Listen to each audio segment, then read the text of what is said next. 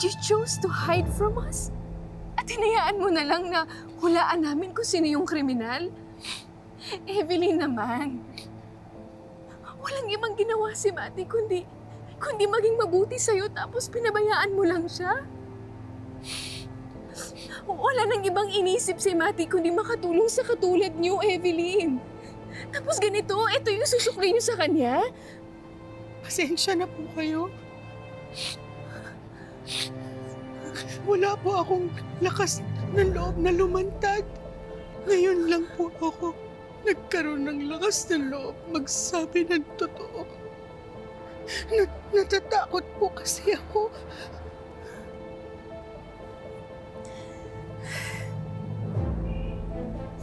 Then tell me who? Sino ang walang awang pumatay sa mommy ko?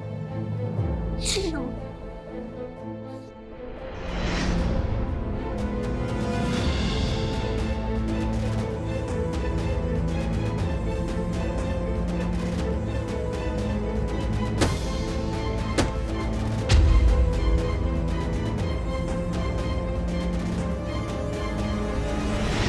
Sino, Evelyn? Sino yung nakita mo sa loob? Sinong pumatay sa mommy ko? Sumagot ka! Sino nakita mo sa loob? Kilala niyo po siya. Sino? Sino? Sino pumatay sa mommy ko? Sino? Si...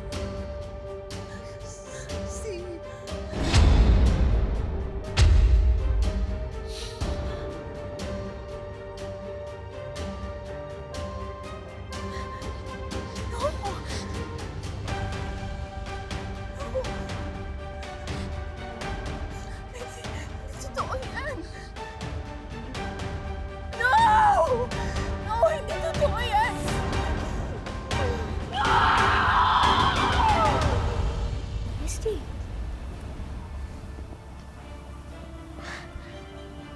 Napanaginipan ko po si Era. Hindi po malinaw. Basta parang sumisigaw po siya. Pagod ka lang anak at kulang sa tulog. Kaya kung ano-anong pumapasok dyan sa panaginip mo. Tapos, pumunta pa si Patricia para manggulo. Pagpasensya mo na si Patricia, ha?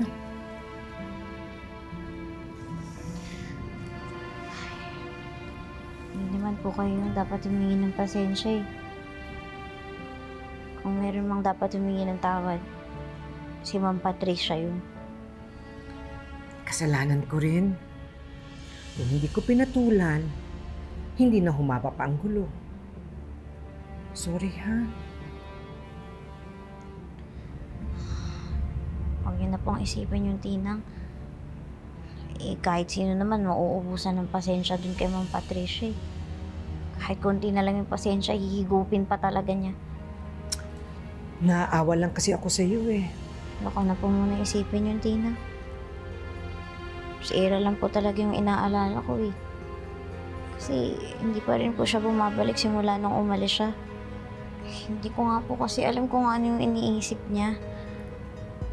Pero dun po sa tono ng pananalita niya nung huli kami nag-usap kahapon, parang pati po sa akin wala na siyang tiwala.